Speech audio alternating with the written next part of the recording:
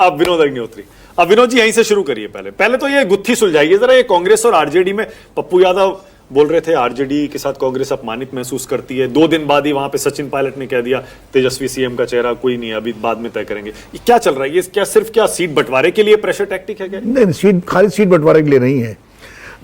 ये कांग्रेस की एक बड़ी सुनियोजित रणनीति है कि राहुल गांधी बहुत स्पष्ट है इस मामले में, उत्तर प्रदेश और बिहार में उन्हें अपना जनाधार जो है वो तैयार करना है, वापस लेना है। और उसमें देखिए कांग्रेस के निशाने पर कौन है। बिहार की अगर बात करते हैं, यूपी भूल जाइए थोड़ी देर के लिए, अब वो विषय नहीं है। अध्यक्ष चुनाव बनाया दलित को, रविदासी समाज से राजेश कुमार जी को।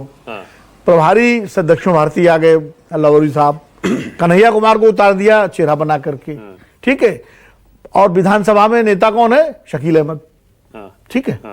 तो कुल मिलाकर के कांग्रेस अपना जो पुराना दलित मुस्लिम और ईबीसी, उसका दलित मुस्लिम तो उसका पुराना है जो कांग्रेस को मिलता रहा।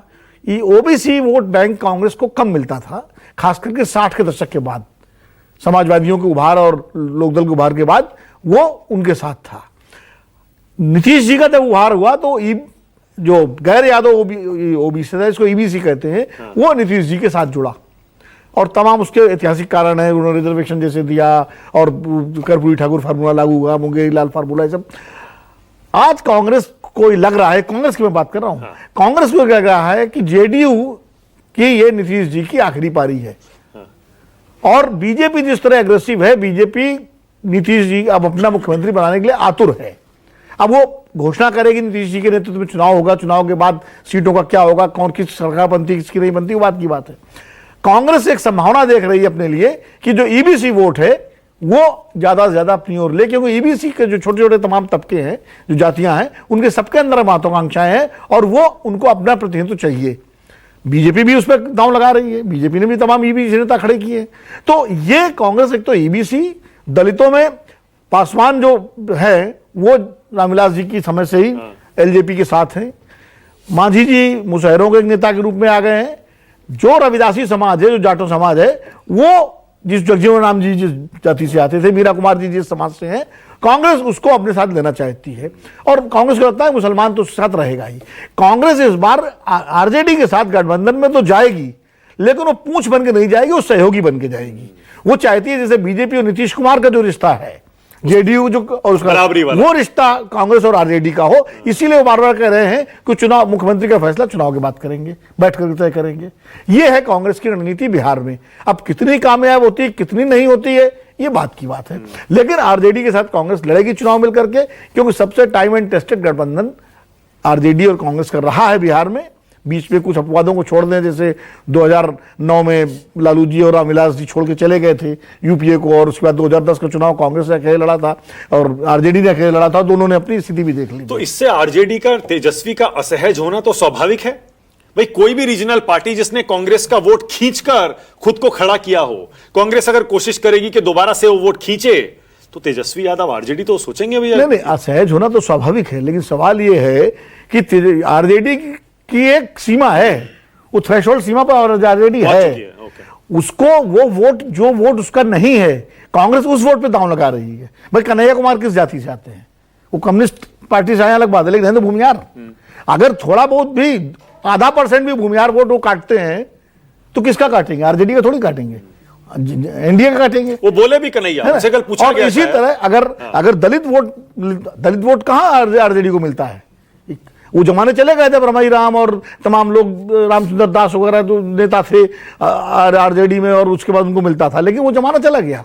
यही उत्तर प्रदेश की स्थिति है। तो आरजेडी का तो एमवाई कॉम्बिनेशन मुख्य है, मेन, जो इस पर फोकस कर रही है। और रही बात मुस्लिम की, तो जब मिलकर लड़ेंगे तो मुस्लिम एक साथ रहेगा ही रहेगा, वो कहां जाएगा? एक्सेप्ट ओवैसी, मतलब ओवैसी आएंगे, वो ओवैसी सीमांचल में वो करते हैं। ओवैसी इस चुनाव, सीमांचल में पिछली बार भी कैंडिडेट्स को वोट मिला था। ओवैसी 2015 में भी लड़े थे, इररिलेवेंट हो गए थे। 2020 में चूंकि इतना ज्यादा खिचड़ी पक गई थी, कि चिराग पासवान जी अलग लड़ रहे थे, जैसे अभी कहा ना उन्होंने, हमारे मित्र राजीव रंजन जी ने, कि कांग्रेस आरजेडी का इलाज करना चाहती है, तो चिराग जी ने जेडीयू का इलाज कर दिया था, बीजेपी ने करवा दिया था चिराग जी के जरिए, अब उन्होंने माफ कर दिया, बड़ा दिल है उनका सबका, अच्छी बात है, गठबंधन में ये होता है। लेकिन ये इलाज की राजनीति बिहार में और समाजवादियों में और खूब चलती रही है आपस में।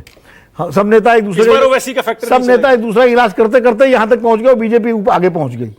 शरद जी रामविलास जी का इलाज कर रहे हैं, रामविलास जी नीतीश जी का इलाज कर रहे हैं, नीतीश जी लालू जी का इलाज कर रहे हैं, वो इलाजे करते करते वहां तक पहुंच गए, जो आज हालत हो गई। मतलब ओवैसी फैक्टर इस बार, ओवैसी फैक्टर, और मुझे नहीं लगता कि बिहार में कोई बहुत ज्यादा कामयाब होगा। कुछ कैंडिडेट अपने दम पर, मान लीजिए ओवैसी जी लड़ा दें ऐसे आदमी को जिसको आरजेडी टिकट नहीं दे रहा, जेडीयू नहीं दे रहा, तो वो अपना ले जाए, अलग बात है। और ओवैसी जी उत्तर प्रदेश में भी ट्राई कर चुके हैं, सब जगह ट्राई कर चुके हैं, तो ले लेते हैं। देखिए सरकार जो स्टेक होल्डर होता है सरकार बनाने में, वोट उसको मिलता है।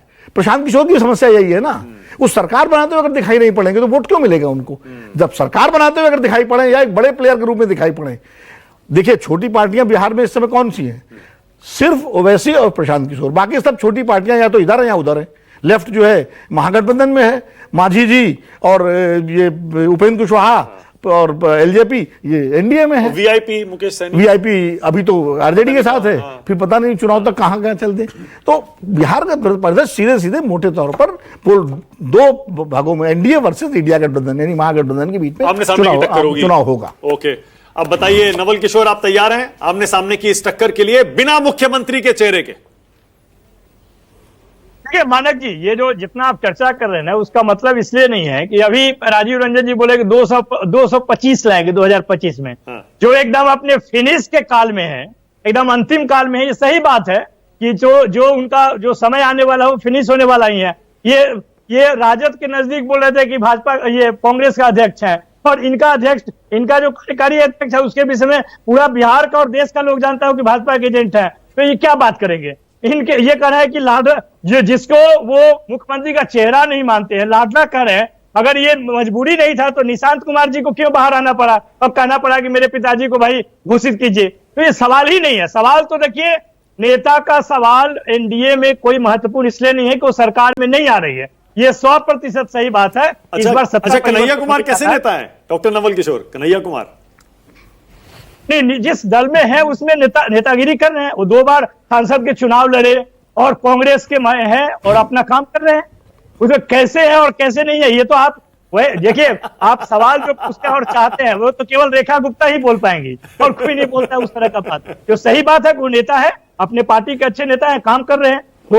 दो जगह से उनको 2 बार चुनाव लड़वाया गया, इसमें क्या कहना है उनको? आप चाहते हैं कि हम कोई उल्टा चीज उनके विषय में बोल रहे हैं? लड़वाने का काम मानक गुप्ता जी मत कीजिए। लड़वाने वाले दंगाई एक पार्टी इस देश में है, दंगाई एंकर मत बनिए आप। नहीं। आप बहुत अच्छा डिबेट कराते हैं, वहीं पे रहिए। नहीं, एक सेकंड। देखिए बड़ी सिंपल सी बात है, जब कन्हैया कुमार को कांग्रेस पार्टी उतारती है, और कन्हैया कुमार और तेजस्वी यादव को, आपको पता है बिहार के 2 सबसे तेज उभरते हुए चेहरों में माना जाता रहा, और इन दोनों के बीच हमेशा से बहुत सारे विश्लेषक कहते हैं कि रेस चलती है।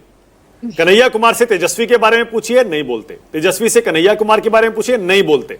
कल पूछा गया, विनोद जी थोड़ी देर पहले कह रहा था ना, कल पूछा गया कन्हैया कुमार से, तो उन्होंने इस बार बड़ी अलग बात कही। इस बार उन्होंने कहा कि इस बार हम जो कर रहे हैं वो तेजस्वी यादव को और मजबूत बनाने के लिए कर रहे हैं। पहली बार हमने जो आप कह रहे थे ना कि शायद कांग्रेस पार्टी उस वोट को टारगेट कर रही है जो आरजेडी के पास नहीं है। तो ये जो थ्योरी है, इससे इसीलिए नवल किशोर मैंने पूछा आपसे, आप भी तो ये बात कह सकते हैं कि कन्हैया कुमार भी तेजस्वी को मजबूत बनाने के लिए काम कर रहे हैं। जरूरी थोड़ा है कि हर बात में लड़ाई हो, हर जवाब में। लड़ाई आप करवाना चाहते हैं, ये बात सही है कि आप लड़ाई करवाना चाहते हैं, नहीं, और हम लोग लड़ने वाले नहीं हैं।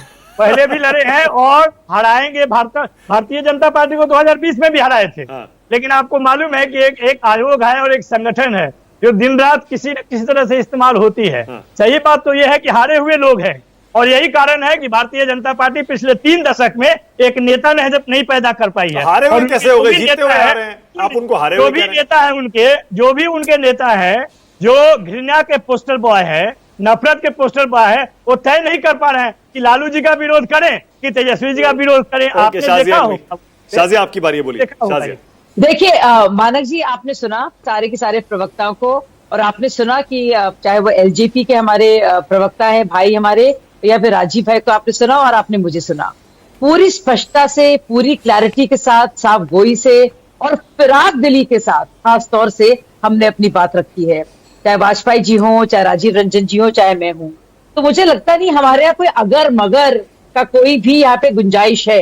बिल्कुल रास्ता साफ है और मुझे लगता है ये स्पष्टता जो है, ये साफ गोई जो है, ये पूरे पारदर्शी तरीके से और एक बड़े दिल के साथ और एक बड़े मैंडेट के साथ जिस तरह से हम आगे बढ़ रहे हैं, मुझे लगता है ये हम सबको एक जो बिहार का जो भी वोटर है वो उसने मन बना लिया है सोचकर। ठीक है, ओके, ऑलराइट, टाइम खत्म, इसी नोट पे खत्म कर रहा हूं। बहुत बहुत धन्यवाद, थैंक यू सो मच। राष्ट्र की बात में आने के लिए छोटा सा ब्रेक ले रहा हूं, खबरें जारी है।